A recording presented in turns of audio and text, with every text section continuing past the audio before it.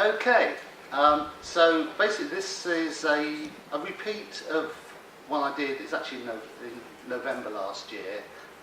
It's been updated, so it's got a few extra features. Titled Old Maps and New, and it's basically about the use of both old maps and new maps in local history studies in a wide range of different formats. I've actually been doing a lot of work. I've been retired 6 years. I was a pharmacist by profession, but I was always interested in old maps and in local history, and this sort of ties both of them together. I've been doing a lot of work for various institutions, in particular the British Library, and I'm going to go through some of the projects I'm doing and point out the various ways that maps can be used in new ways. Old maps can be used in new ways to help people who are interested in the history of their area. This is just the title page. Old Maps and New. There's just three maps of Bedford Town Centre. These two from the 1830s, and this is what's known as the gas map from the 1850s. That's really quite a detailed map.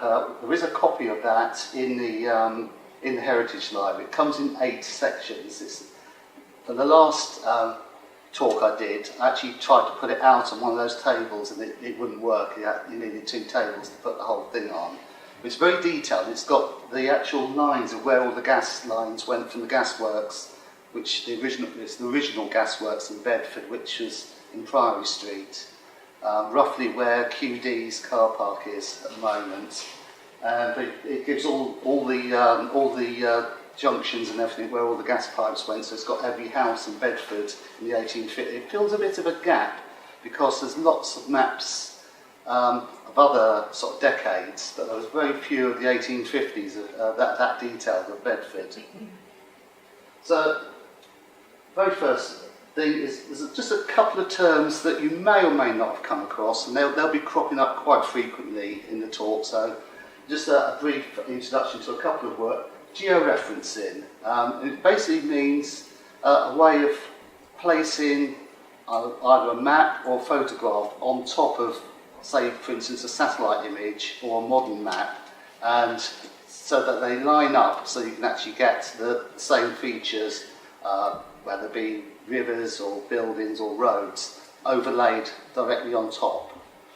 And crowdsourcing, which a lot of the projects I've been taking part in all involve crowdsourcing, and that's basically getting a whole load of volunteers, usually unpaid, to help out on things that could be a massive task.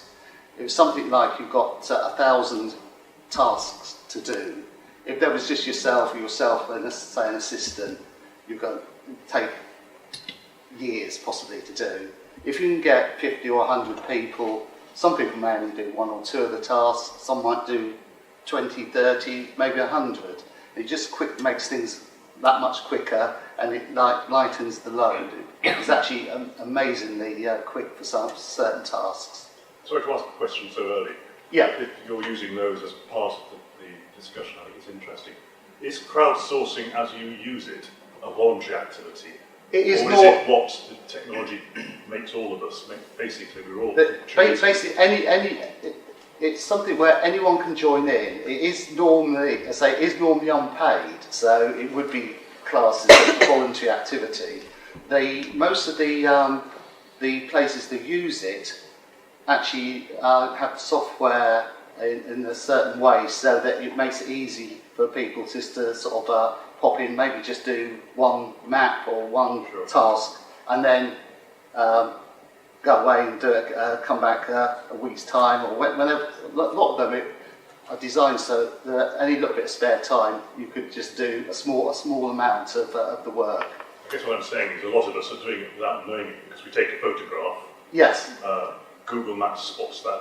Yes. Yeah. Oh, yeah. So, some of it almost happens automatically. And in a sense, that makes it look as though we are contributing to that knowingly and willingly. And there's a big issue. Oh yes. Around like for instance on Google Maps, if you click on the traffic thing, it gives you up-to-date traffic information, and that's based on people's GPS on their phones or other devices. Right. It actually, you don't, even if you're, as long as if your phone isn't switched off or you haven't switched GPS off, Google can actually track where they know where you are, and they know how fast you're moving, so they can actually produce a map saying how well the traffic is moving in a particular area or a particular street. What I'm saying is, in your definition on the slide, enlisting the services is a bit wrong, actually. Yes, yeah, but this is something. Wasn't actually my wording of it. This is something that I actually got off the internet. I thought that was just basically gave a broad outline of what they're actually doing. I mean, most of the things I'm talking about, you do actually sign up to do it. You actually log in and you get your own username, and you actually sign up for that particular project. Thanks for that. I'll shut up now. Right, and this is an example of the British Library Geo-referencer. This is actually one that I did myself.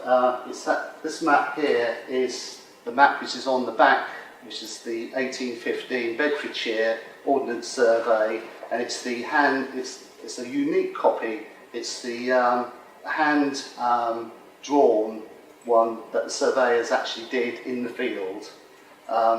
Because of all the work I've done for them, they did a special copy of it for me, but it's not one that you could actually go into a shop and buy, although it is available on the internet to download, or to view online. Geo-referencing, basically, you get certain points, like this one here. This is, say, the 1815 Ordnance Survey map of North Bedfordshire. This is Bromham Mill there. And using a modern map, they give you lots of different options. There's a drop-down menu up the top. For this particular one, I actually use the Ordnance Survey map. And you just basically put a dot in each position. And by getting sufficient numbers of placements, once you load it up to the British Library's server, it then transforms it almost instantly into an overlay over the top. And this is the sort of thing that. Oh, this is another example. This is one from. It was a book on the Franco-Prussian War, so it's of the French-German border. And again, this is using OpenStreetMap. You basically just produce dots on the cities that are on one map. Can anybody access British Library Yes. map resources? Yes. Just Yeah. show it. Yeah. I'll be going on to that very, very shortly. And what you then end up with, I end up with an old map over the top of Google Earth, or Google satellite images. This is of Charleston in North America.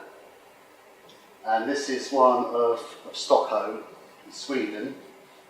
This is done over the top of Google Maps. They've actually done the very first ones as an experiment. When they first did it, was an experiment. They did all the Ordnance Survey manuscript maps. These are the hand-drawn ones. And they also included 400 maps in what's called a Trace collection. I'll explain that in a second. And they didn't really know how long it's going to take to do. And it was actually done in 6 days, all sort of 750 maps. They were so shocked that they didn't actually have any more prepared to put up. It actually took them from February, took them to November to digitise, because they had to scan all the maps to actually put them in digital form to go into the project. And all in November there was 700 assorted maps.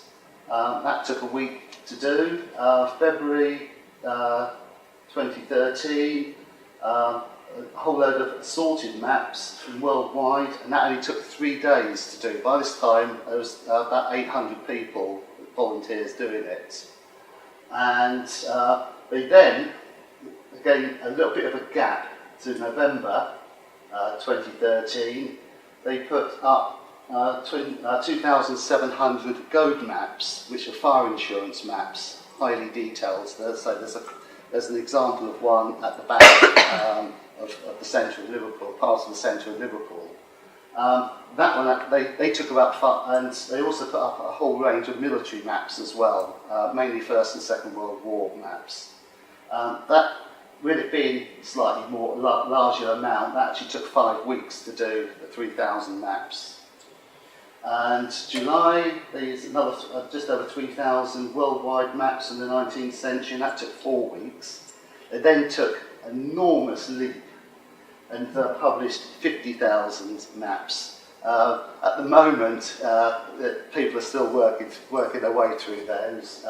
We've just about got, in total, there's 58,000 maps, of which it's just got up to almost exactly halfway. This figure here is from this week, earlier on this week. It wouldn't surprise me if it's actually gone over the halfway stage now, because let's say this, I think it was Wednesday, I did a screenshot of the overall progress, and it's almost the ones done almost is exceeding the amount still needed to be done. Can I just interrupt? If people are doing this, can they kind of choose which maps they do? Yeah, there is a way of doing it, yes. At the moment, if you go to the British Library Geo-referencer site, it chooses the maps for you, but I've got a method of doing it so that you can choose your own. And actually, there's a list you can go to which I think there's about 100 different categories. So some are different countries, some are yes, yeah, an area you know, yes. So there's East of England, London. Some of them are more general categories. There's one that just says geography, and that's basically because they come from books, and atlases don't really fit into any one category, so it's just lumped under geography. But there are lots of different categories. And at the very end, I'm going to show you a slide that's got all the links to them. And one thing that I did on the last talk I did was I've got a card with my email address on. Anyone who emailed me with wanting a copy, I would actually send them an attachment which has got a Word document that you can just click on the link to take you there. And that covers all the things I'm going to be talking about. Excuse me, one connection with that. How can they ensure the quality and consistency when you've got so many people involved? They do have verifiers. I'm one of the verifiers.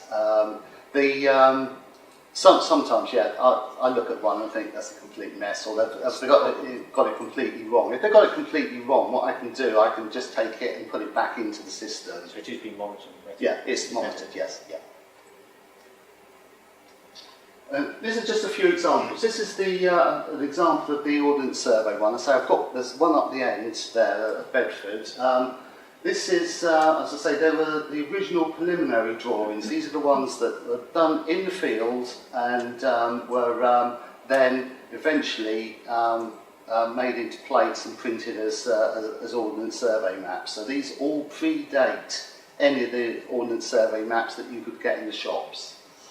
And so they are unique examples because they're actually done by hand. This is an example of, this is Dungeness. Areas, basically the Ordnance Survey started doing their mapping because of the threat of invasion by Napoleonic France. And so the first areas they did were the south coast and the southeast of England.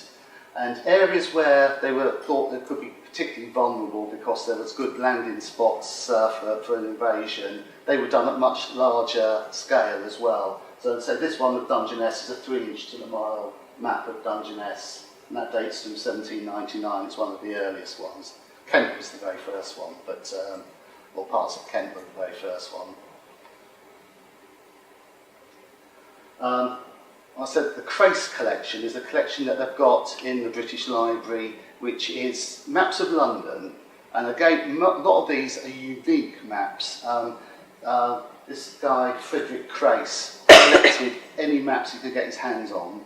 And what he tended to do was, as London was expanding in the sort of late 1700s, early 1800s, a lot of areas were planned, plans were built, done of the estates and various new streets. And a lot of these were discarded after the streets had been built. They were just discarded. And this guy, Frederick Crace, collected as many as he could. If he saw anyone building a new estate or a new street, he would go and he'd actually contact them and say, when you finish with your plans and the houses are built and everything's all in place, can I have them? Because to preserve them. There's about 1,200 of them, and this is one, they're often very, very detailed. This is one of Covent Garden.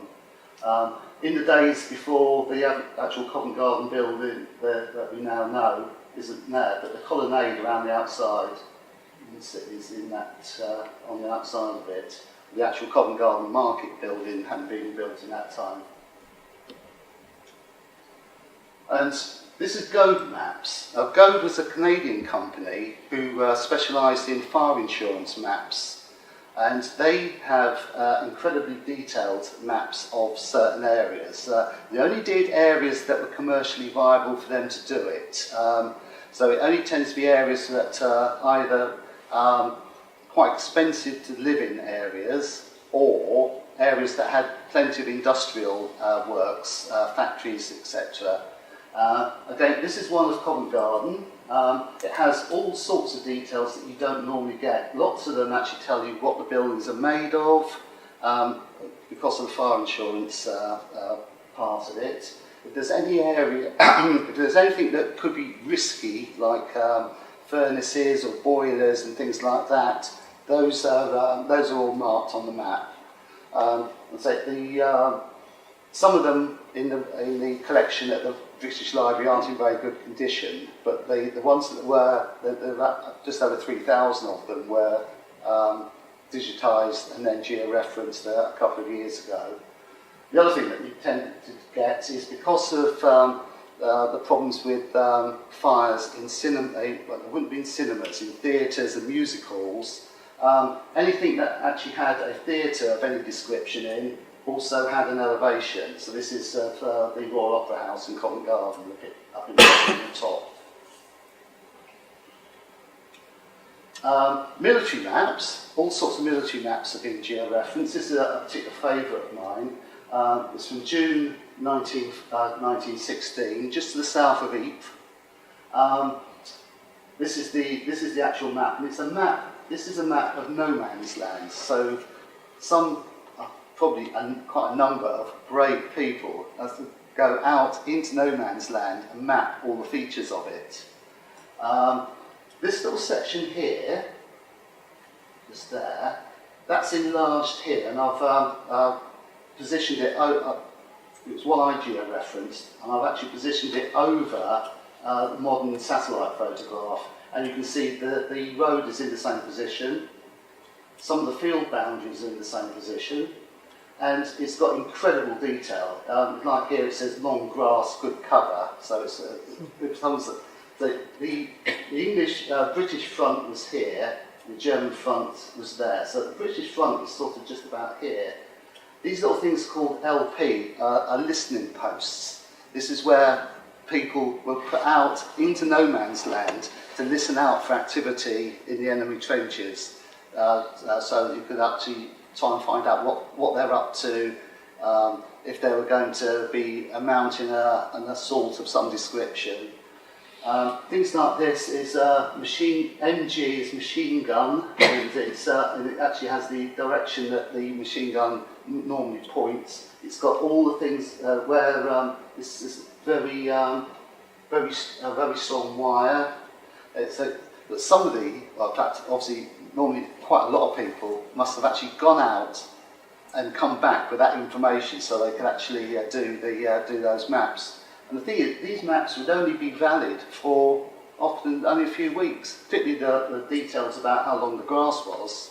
Because the changes in the season and things like that, they just wouldn't be valid for very long. Excuse me, sorry to interrupt, but would they be as detailed enough to say put a sniper there, say? That they Oh put a yes, sniper yes. there? No sniper points would be So they would be put. marked on those maps? They'd be marked on those maps. Yes. Just an S or something? Yeah, I think it was just either SN or S for sniper. Thank you. I don't know if there's any. Again, you can actually. These are all available on the British Library website, and you can zoom right in on them, which is actually how I got this this image at the bottom. When they're geo-referenced, you can actually. There's a slider at the top which can actually turn it from being fully the old map or fully satellite, or different transparencies in between. So you can actually see exactly where the by making it more transparent, you can see where the modern buildings are. And quite often farmhouses and things are still in the same place. And you see with this, the road's in exactly the same place. There's a building here which is actually in the same place. It may not be exactly the same building, but there's a farm there.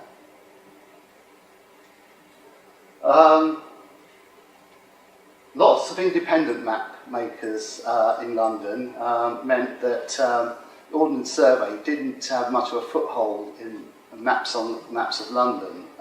Places like Stanford's Map Shop in Covent Garden made their own maps, very detailed maps of London.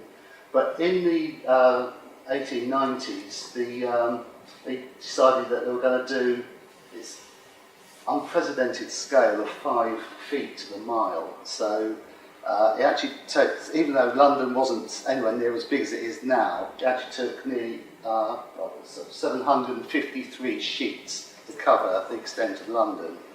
And this is an example. Again, I'm doing Covent Garden because on each of these London ones, because it's somewhere that most people are fairly familiar with, and I'm trying to keep it sort of consistent. And that has all sorts of details on. Again, some of these are details that you don't get on Google Maps, and some of the things that are on Google Maps you don't get on the Ordnance Survey 5 feet to the mile one. But you get things like that shows you position of urinals and things like that. Why is it only in the National Library of Scotland website? Ah, yes, but that's what I'm just going to come to. Yeah, the National Library of Scotland have got a magnificent collection of Ordnance Survey maps, and almost every Ordnance Survey map that's available, not only of Scotland but also the UK, is available.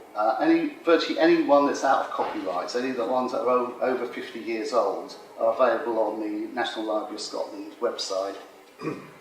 Again, it's one of the easiest places, rather than actually go and try and find an old map, an old Ordnance Survey map. You go to the National Library of Scotland website, you can zoom right in. You don't features that you probably need a magnifying glass to see on a normal printed map. You can actually zoom in on a computer. But why not on the British Library website? The National Library of Scotland apparently got massive amounts of funding. They've actually got, they're doing the 25-inch to the mile maps at the moment. They did all of Scotland, and they've been working up from the south coast. They've sort of reached, I think they've reached the Humber now. But what there's 63,000 maps. They've been gradually adding more and more. 6 inch to the mile, they've got every one that's not copyright. So they've got the time and the money. Yeah. So they need someone to. They must have a team there that actually digitising them all in their collection. You mentioned the magic word copyright. What is the intellectual property around these sorts of exercises? Is the British Library stuff? The British Library don't seem to mind whoever uses it. In fact, I've been attending digital. Would Nicola Sturgeon complain? Accessing this. Come independence, there was charges for that. Yeah, exactly. The British Library, I've been attending or helping them out with various workshops, and they want as many people as possible to use their digital stuff. So they were always very careful. All this last batch of maps, this 50,000, are all from books that there aren't any copyright restrictions anywhere in the world. They're all more than 120 years old.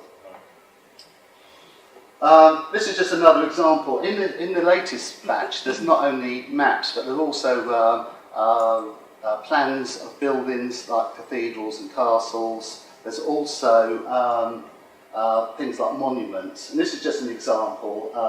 Poundbury Hill, just to the north of Dorchester. This is the original thing it was out of a book on antiquities of Dorset. This is the area from a satellite photograph, and this is one superimposed. An interesting thing about this one is the fact that it started off as far as one of the earliest local history societies was based in Dorchester, and they were actually founded because the railway company wanted to run a railway line straight through the middle of it, and you can actually they campaigned against it, and eventually they had to build a tunnel underneath. You can see on this picture here, this is the railway line, and they've got a tunnel which comes out here to protect the ancient monument. This is the scope of the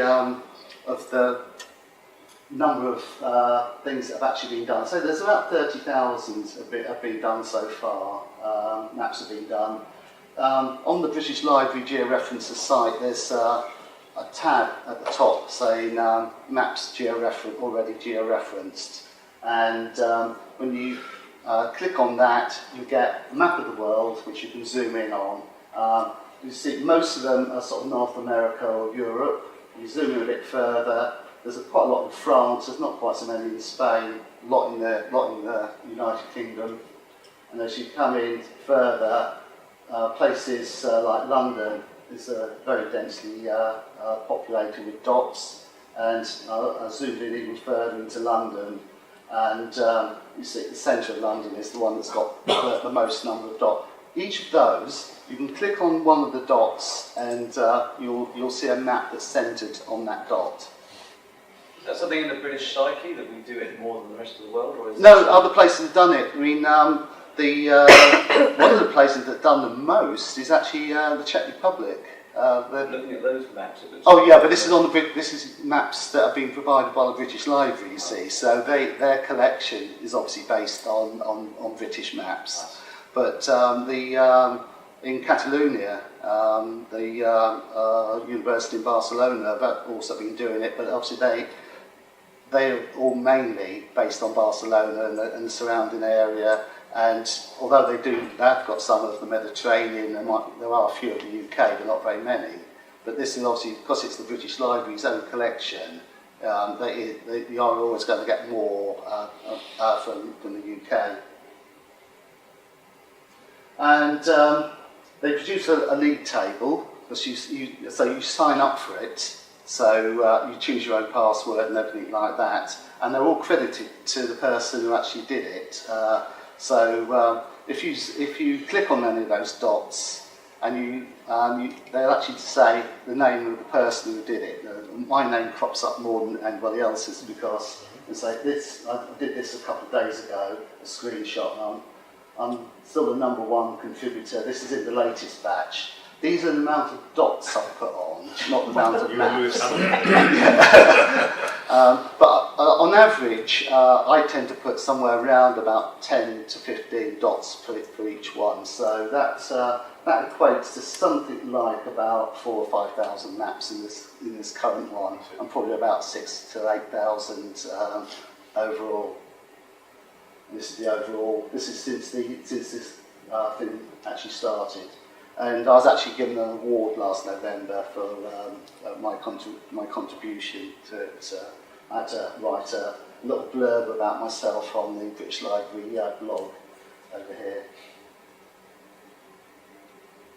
Now I come to the National Library of Scotland. As I say, they have a very large collection of Ordnance Survey maps, and they also had loads of money thrown at them to be able to do it.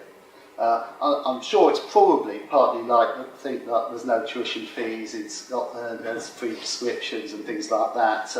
Scotland in general gets slightly more money per person than England and Wales do in sort of government contributions. So obviously some money's gone their way, and they've they started off basically doing Scottish maps, and a lot of these things are, these town plans and views and county maps are mainly all Scottish. But Ordnance Survey, they're also done Scotland, they're now working their way through the rest of the UK. Military maps, they've also done a vast amount of trench maps, of First World War trench maps. I say there's a copy, one of the ones I've got at the end there is a copy of one that's in the British Library collection, but the National Library of Scotland have got a better collection online. I think that British Library have actually got more, but they haven't had anyone who's been able to had the money put in to digitise them all to put them online. And this is actually an example using the the National Library of Scotland. Some of their maps are available in a geo-reference form.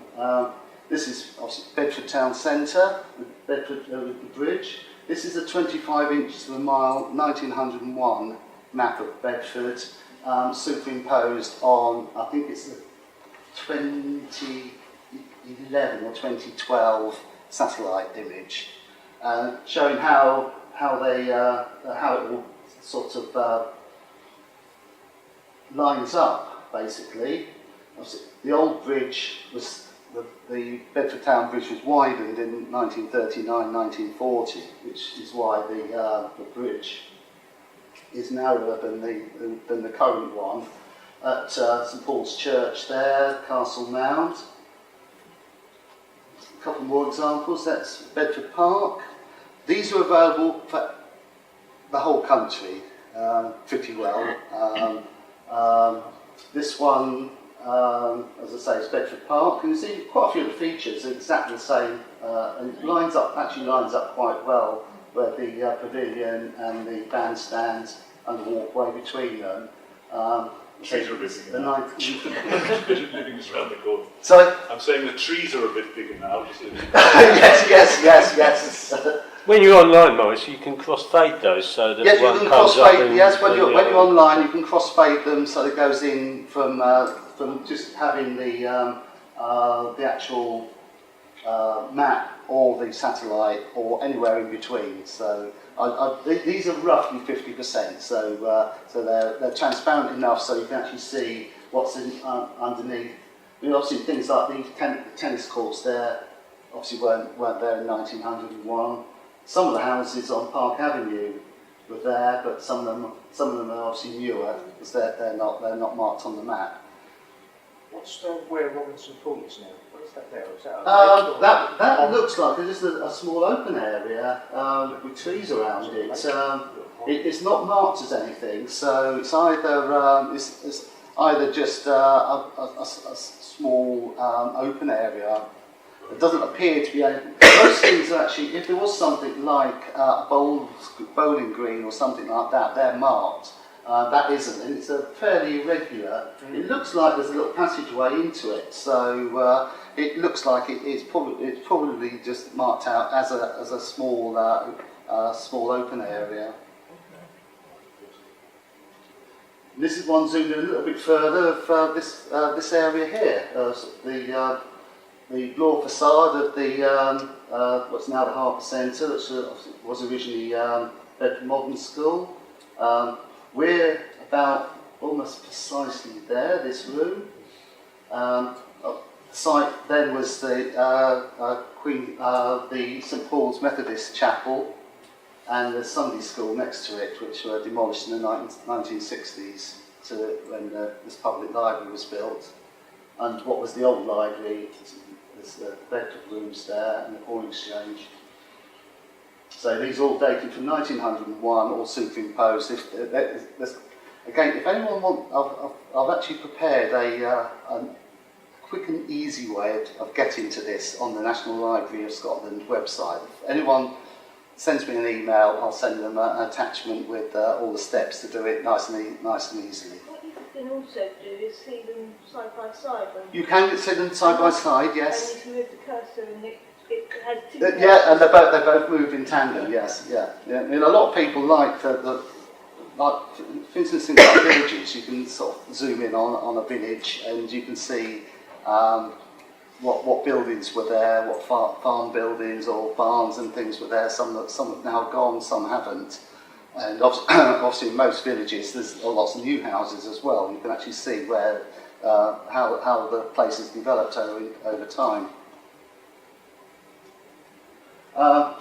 Because these are geo-reference, I did a couple of talks last year on W.H. Allen's in Bedford, and this is actually W.H. Allen's first factory before they moved to Bedford, which is in Lambeth in South London. This is an enlargement or detail of the Goat map, and it actually shows some of the things that anything that could be dangerous as far as fire or any of that sort of damage is concerned. So things like the foundry, there's boilers. It also tells you which roofs have got glass roofs. Those are the sort of details that you get on a Goad map. On this side is the Goad map and also the largest scale London map, geo-referenced of the factory.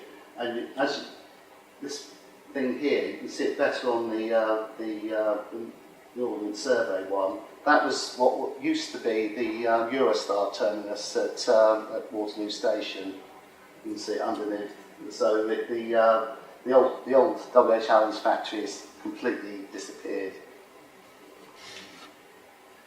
Wales have got in on the act as well. The National Library of Wales in Aberystwyth. They've been having a few projects. One of the things that they were doing is repairing and then digitising about 1,200 tide maps from the 1820s, 1830s. And the other thing they were doing was they were actually digitising all the books that go with the tide maps, the names of the people who actually own or the property, the actual fields and buildings. Is that only in Wales? Only for Wales, yes. Again, it's something else that they've had funding to do that. And this is a copy from one of theirs. This is at the centre of Cardiff. Again, I've done it where you can actually have the two maps side by side.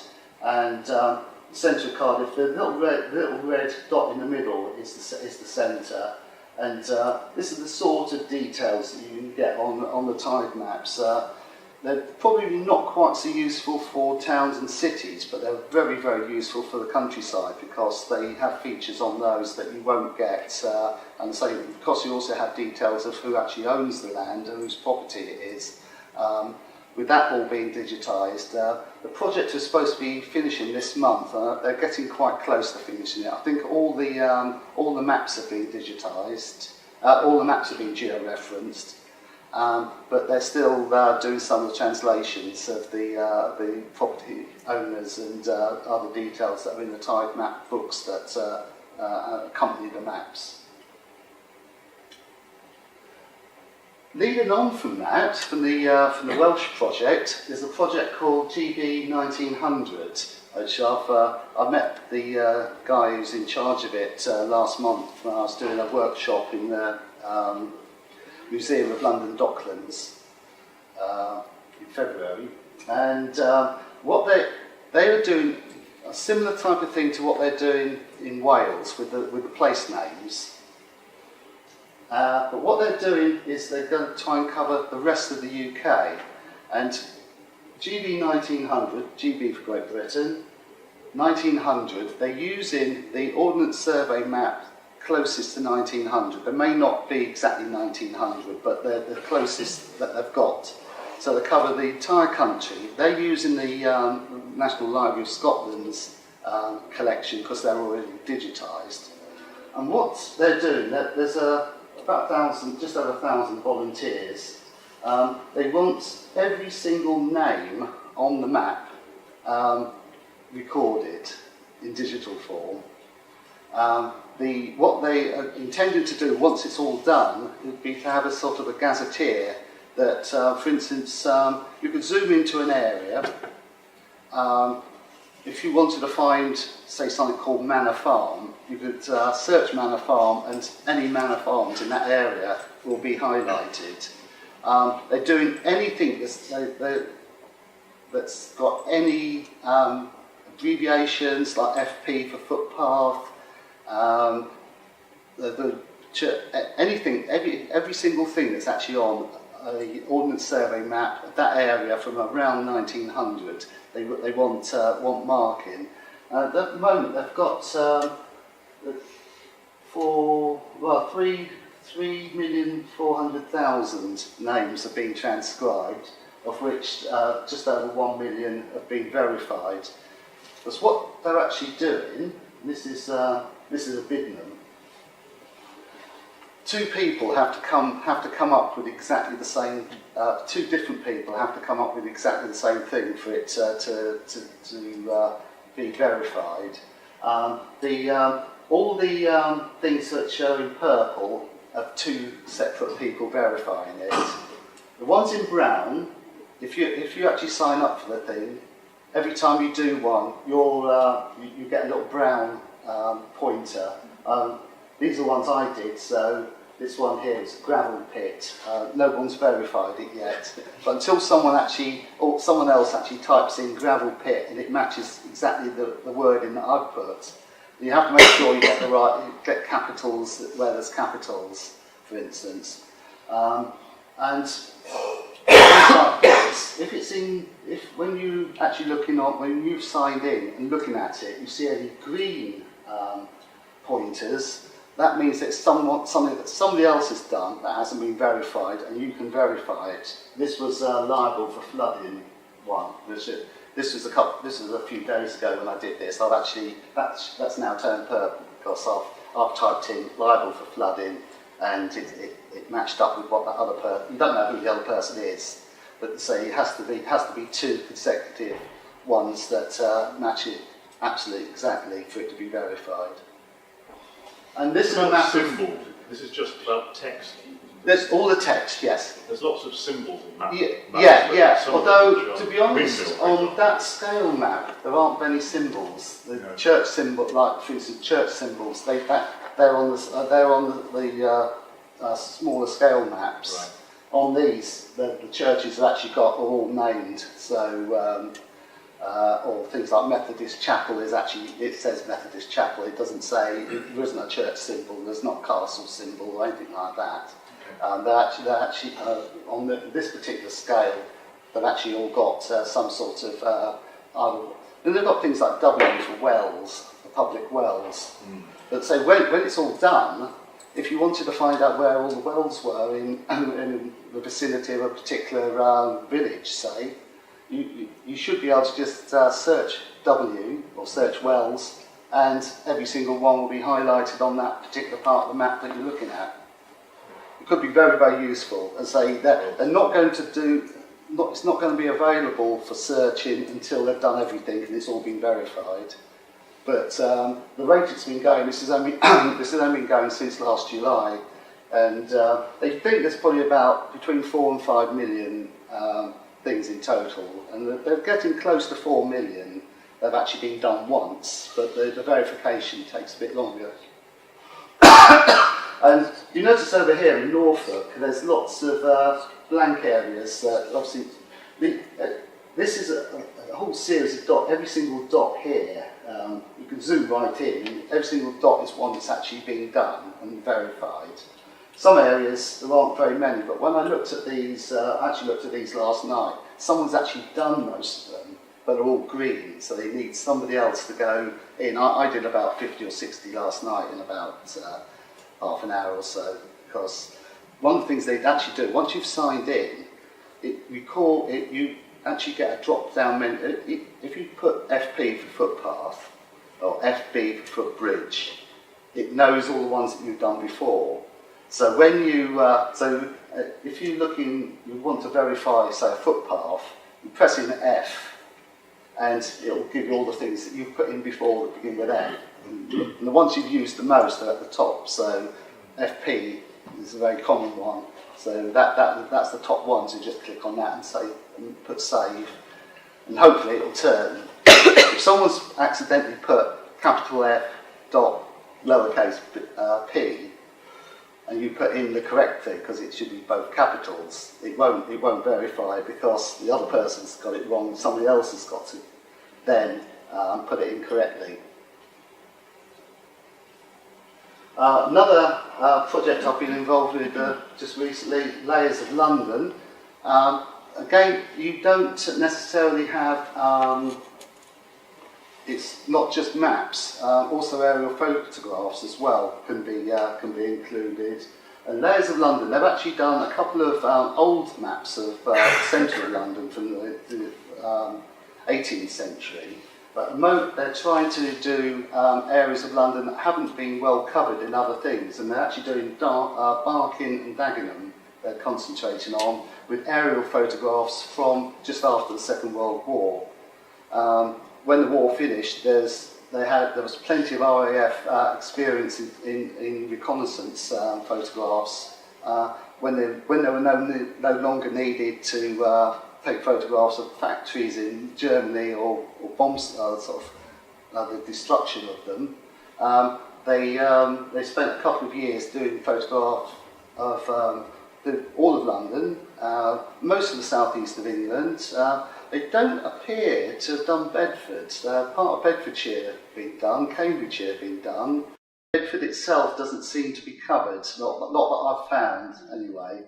But in Layers of London, the other thing, what they're trying to do is just link loads of maps and aerial photographs together. The other thing they're trying to do is get it using council, things from council archives of rebuilding plans of London after the Second World War, and overlaying those onto modern maps. One thing with plans of, and again with the waste collection, they're showing what's intended to be built, but that isn't necessarily. That's right. In most cases, they often were. I mean, certainly with the Crace ones, most of them, the guy didn't actually acquire the plans until after it was being done. Yeah, but it wasn't necessarily done exactly to the plans. Yeah. Yeah. But in fact, most of them, the ones I've seen, they all actually map out quite nicely. I mean, some of them, of course, a lot of those are from the 18th century, so a lot of them have actually been changed since. But again, they're very useful in that they sometimes far more detailed than any other plans, because although they probably weren't the building regulations there are now, they still had to do detailed plans, and they've often got details on that no others have. I've just seen quite often say they were building a church and they run out of money. So yes. Oh yeah. Yes. Do the bell tower or something. Yes. I mean, there are. I've seen examples of that type of thing, or there's a change being made part of the way through, either an extension or you say cut short because money's run out. But again, it's something that it still gives you a snapshot of what was actually going on at that time. Excuse me, is Britain from above in the Britain from, yes. Has that been used by some of the map? Yeah, the only thing about Britain from above is that they're an oblique angle, which means that you can't really map them onto a flat map properly. There's too much distortion if you try to do that. It really needs to be one that's pretty well vertical. So this is an example from the Layers of London project. This one I did a couple of weeks ago. It's Dagenham Ford Works in Dagenham. This is the RAF photograph. This is the modern satellite image, and this is the two merged. And there's not actually that much change with the. You can see from the roof of that end of the Dagenham Ford Works. There's not that much change in the. Obviously, still using the same building. There's a few buildings which have appeared since, but the main Ford Works, that end of the building anyway. The other end is changed quite a bit, but that end is basically identical. I'm going to have to rattle through the last few. There's a few specialised maps that have been geo-referenced. This is Charles Booth poverty map. Always quite interesting. He dates from just before the turn of 1900, and using a larger scale map that he had available, himself and other people trudged around the streets categorising what the area was like, going from upper middle and upper classes wealthy around Bedford Square near British Museum, through middle class, mixed, very poor, casual, chronic want, down to the black ones, which is lowest class, vicious, semi-criminal. If you know London, this is where Kingsway and the Aldwych is. That was all knocked down in virtually all this slum area here, where a lot of the dark blue and blacks was all demolished to make way for Kingsway and the Aldwych. So geo-reference versions of this are available from the British Library, and it's also got its own website. And again, at the end, I've got a slide with all the details of that. Is that the same Charles Booth as the Sally Army, Charles? No. That was William Booth. Okay.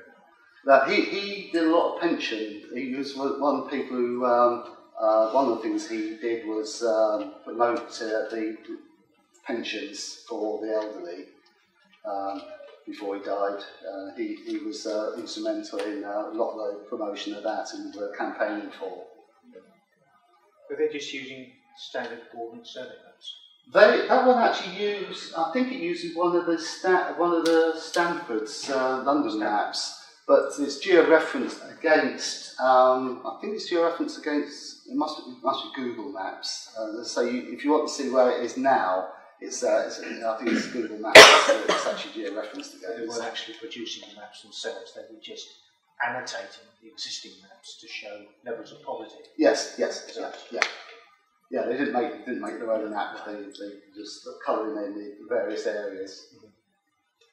A couple of other useful websites that Old Maps Online is the British Library, the National Library of Scotland, the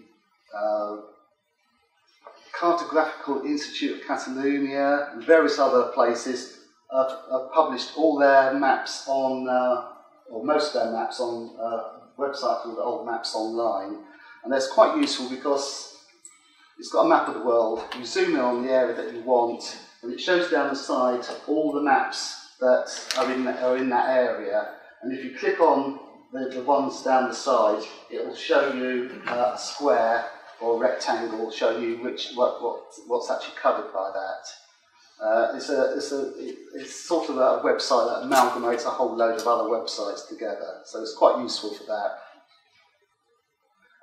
David Rumsey Map Collection is a very wealthy American. He's been collecting maps all over the place for years, decades, and he's put all his maps as, actually says 73,000, I think it's actually over 80,000 now on his collection, and a lot of those are geo-referenced. That's a geological map of Bedford from the 1860s. I know that one's been geo-referenced because I did it. So, and they're often his collection. If you search for Bedford, almost all his of one or other of the Bedfords in America. In fact, you have to go to the last page to get. There's about 7 pages of maps, of thumbnails of maps. You get to the last page. There's quite a few of Bedford, some interesting ones. They've got a map of the German, during the Second World War, Germany brought out a book with invasion plans, which included maps of towns and cities. And there's a map of Bedford from that book in the David Rumsey collection. What's the significance of the light area running along the side of rivers? Is that signifying floodplains? No, all of those are different types of clay. There is something on the side. Obviously, I've cut it off, which actually tells you what each colour is. I know the yellow is limestone.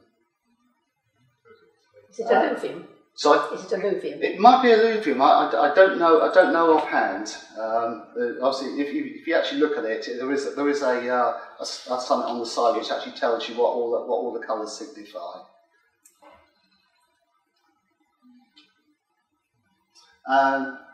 Just going on to some more modern maps. Not everyone knows that on Google Earth you can actually get historic maps. There's a little timeline at the top that usually you only get the latest, but on Google Earth you actually there's a little timeline along the top that you can click onto, and it gives you. It's a sundial icon, isn't it? Sorry? It's a sundial icon. Yeah. It looks like a sundial, the actual icon. And this is Wembley Stadium. This is one from 1945, which is one of the RAF ones that they took after the war.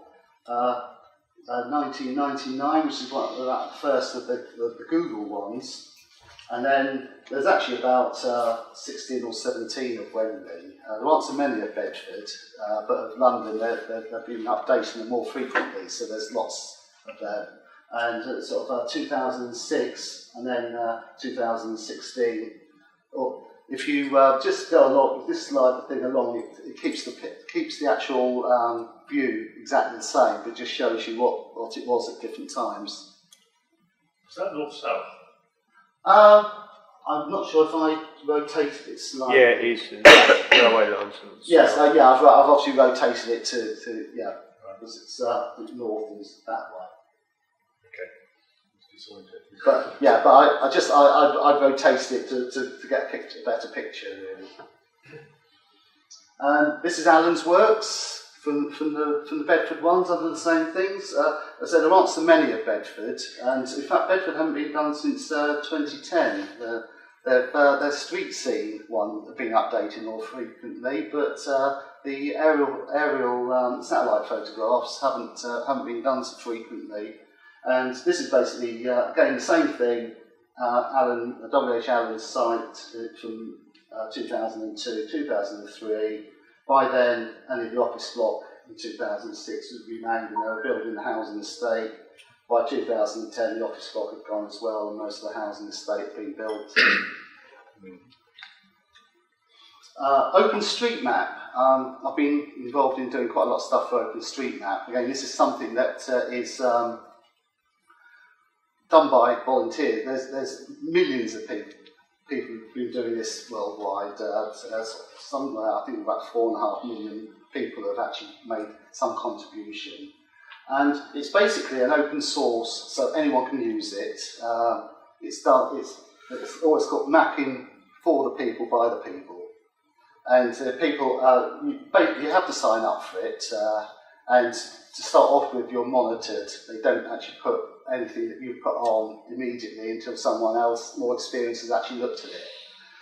Once you've done enough, you then get a notification that they'll look at your thing every now and then. So, but this is Bedford Town Centre done on OpenStreetMap. They have sorts of things that, again, you don't get on every single map. You can actually put on a symbol for bicycle storage, so bike racks and things like that. I actually, just recently, in the last few weeks, the pillar box that used to be by the entrance of the bus station has moved to outside the post office. And I've actually moved the symbol up to where it now is. But when you actually put things on, you can put extra information in, if you've got the information. Things like bus stops, they actually ask you, has it got a shelter, has it got a seat? Or is there nothing there, just a bus stop? With things like post boxes, if you put the post box on, if you've got the information, you can put what time the collection is on it. So that when you click, anyone using OpenStreetMap, if you click on a pillar box, It'll say, if someone's done it properly, it'll say collections at 9 and 4 or something like We that. hope. We hope, yes. Well, I've been doing Queen's Park, so I come from Queen's Park.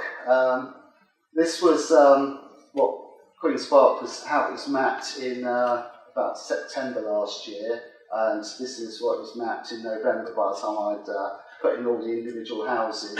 I'd corrected, someone had put green should be open fields or playing fields. So someone had put it all over this housing estate. So I've put it back to where it is. I've put in all the car parks in the area. I've corrected a few errors.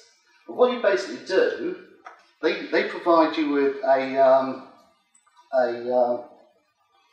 satellite photograph, and you basically draw over the top of it. You actually draw around the shape of the houses. So you can see here, I've drawn around all these buildings here. Sometimes it's just a square or a rectangle. Sometimes you have to be do a little bit extra to get particularly bigger buildings like schools and things like that. But you can actually just draw around the shape of it, click to save it. You could tag it with whatever it is, like a school or shop. And again, in theory, what you can do is for things like shops, you can actually, there's the facility to put things like their phone number or website, if they've got a website, and other details, opening times and things like that. Most people haven't done that, they've just put the name, for instance, of a shop. Leading on to that, a thing called Missing Maps. Again, it's done using OpenStreetMap, and it's to try to get, it's a humanitarian thing basically, trying to get maps produced of areas of the world that mapping isn't available. And this is quite a good example. This is from the Darfur region of southern Sudan. There has been big refugee crises in the past, and there is at the moment, but this is from a couple of years ago. The only map of one of the main places, a place called Gore, that where lots of refugees were turning up at, that was the only map. Most of the other maps just had a dot that says Gore. The most detailed map was on Google Maps, and it was this. And they have like sort of mapping events. They sort of say, could we get as many people as possible to do this particular area? And by over a weekend, using the satellite aerial imagery, they actually came up with that map with all the streets in the area, not just the main ones, all the pathways, all the houses. And what they then do, they send that to the area for local volunteers to put in extra details like municipal buildings, bus stops, churches, mosques, whatever. So you actually build up a really good sort of set of information that can be used on the ground for humanitarian reasons. And this is another one. This is from only about 2 years ago. This was Monrovia, the capital of Liberia. That was the best map that was available. And after a week's time, when they were asking for people to do more detailed mapping, we ended up with this, with all the individual houses on. And very similar to the booth map, one of the things that people can use these maps in the field is to map out what the areas are like. And this is sort of building conditions. This is actually in Zimbabwe. Green was good condition building, yellow was sort of moderate, and red are poor conditions. And this one up here is actually telling you what they're made of, whether they're made of brick, concrete or wood. So it's a similar type of way to the booth map. It means that you can get people, you can actually get a good idea of what the area is like and what places need to be to have more work done on than others. There's a thing called Map Swipe, which is an app which actually helps get the region. One of the things with this humanitarian OpenStreetMap is the fact that they have some areas. If you're doing a jungle area, most of it, there's nothing there. So this thing called Map Swipe, it's an app to use on either a mobile phone, on a smartphone, or on a tablet.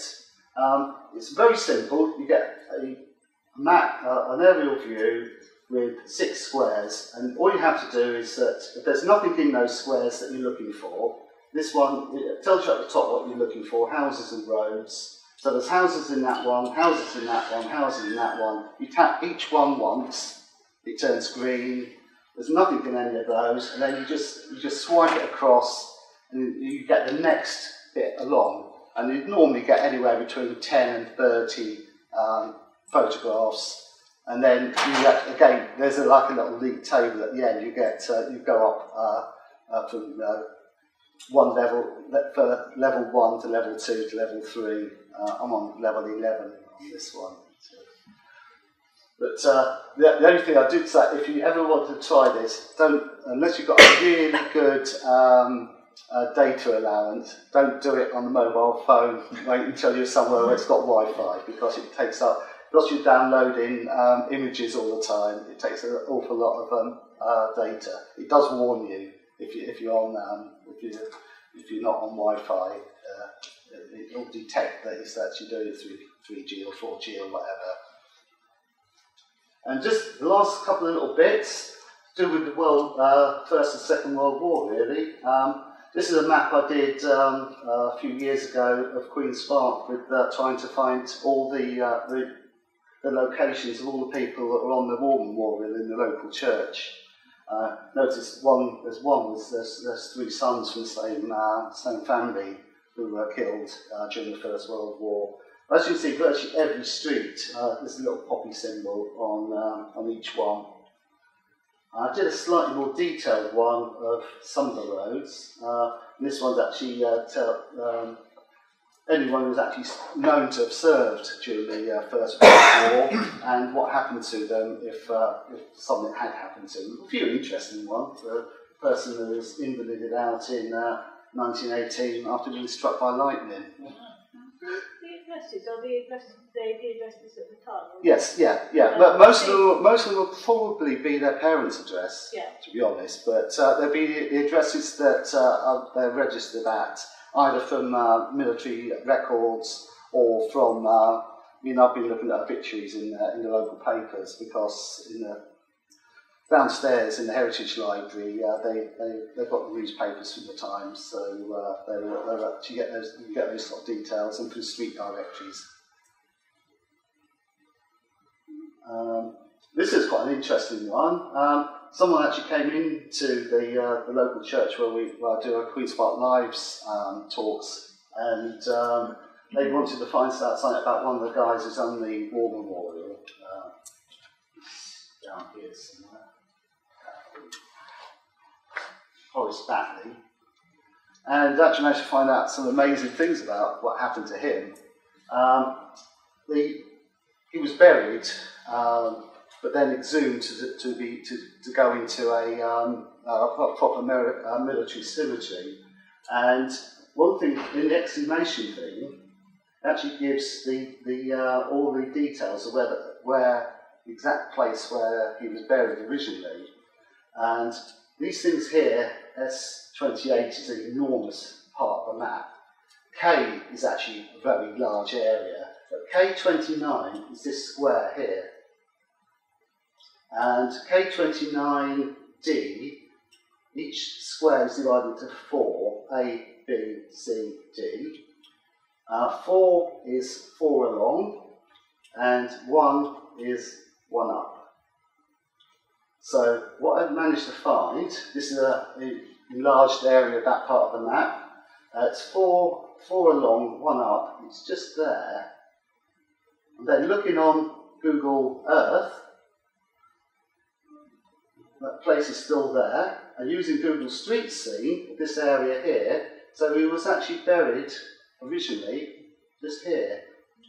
There's a building there, which is probably a field hospital or a dressing station or something like that. It's now in a military cemetery a little way to the north, but sort of about 3 or 4 miles away. But it's quite amazing. You could actually pinpoint within probably 5 yards of exactly where he was buried. That's in France, of course. This is just to the south. Yeah, it's actually it might just be in Belgium. Just wondering why the English text is there. Oh, because that's from the military map. Yes, that's one made by the Ordnance Survey, so that everything would be in English, Really? apart from some of the local names. They basically tended to call everything after some sort of they anglicised all the names. This is another quickly. We've run out of time actually, but a couple of maps I've done quite recently of bombing raids on Bedford in the Second World War. This is a fairly basic one of a bombing raid. 4 bombs were dropped at the far end of Midland Road near the railway station. 2 of them landed just south of the bridge, and 2 just to the north, including one that landed on next door to the Royal County Theatre, which is still there, but it's now a church. What was the intended target of the bomb? They think it was the railway. They think it was just a lone bomber out of nowhere. So It just wasn't a stray bomber dumping his load somewhere. it's even possible it was that. It was early in the morning. The other one is almost certainly. This a week later was the only time that there was a fair amount of loss of life. There was like 11 people killed. A week later, there was a few injuries, but there wasn't anyone killed in that lone bombing raid. This one, I've actually used Google Earth, but I've used it at a slightly oblique angle, so it looks like what it would like from a plane. This is Bolton Road. This is north to south, so the town centre is heading that way. And this is Park Avenue. This is where Pilgrim School used to be here. And this is using a mixture of things. It's using data from the ARP reports at the time, which are often very, very detailed. I mean, for this one, it actually said that 1 bomb landed so many yards south of the bridge. 1 bomb landed. It actually gives you the exact places where they landed. There's also quite a few photographs of some of these as well, so you can actually tell where the bombs landed. This one, I gave some ARP reports, and it basically said the rear of one house.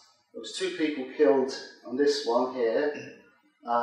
2 people killed here, and the other one landed on open land, which is now a school playing field.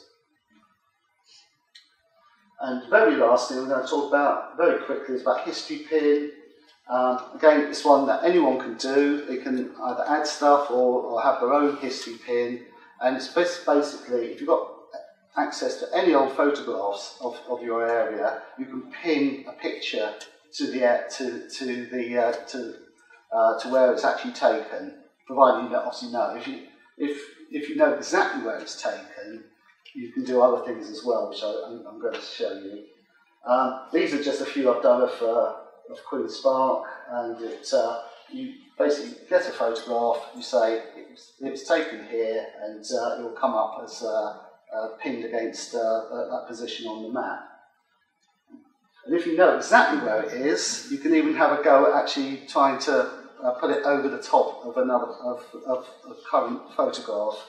And this is one in Howard Avenue in Queen's Park, a shop that was on the corner, and it's a bit fiddly. I must admit, I've found that as you move it around, you sort of think, oh, just move it a little bit, and then it's gone too far, and you have to move it back a bit.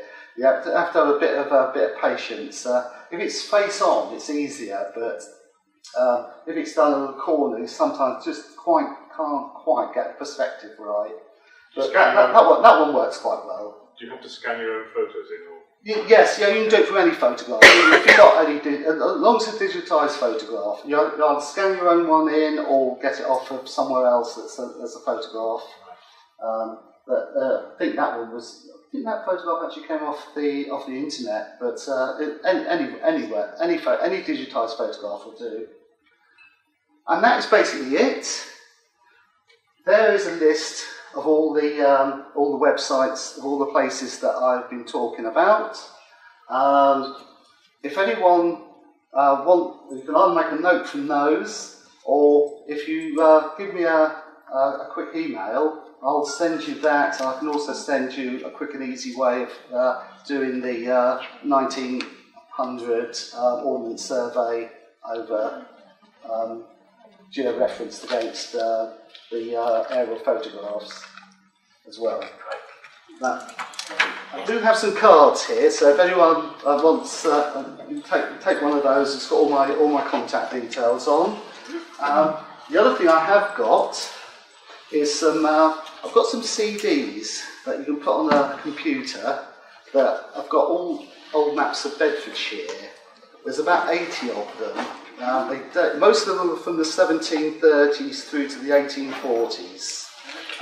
They're all well out of copyright, but there's no known issues about using them for anything. You can zoom right in on them, and you can use them for any use. Are they good for Mac? So, I've done it. I'm not sure if they're all right for Macs. I did it on a Windows PC, so I formatted it so it could be used on other computers. So it's not read-only. It can be downloaded. I don't know. I haven't tried it on a Mac, so I don't know. But if anyone wants one, they're £2 each.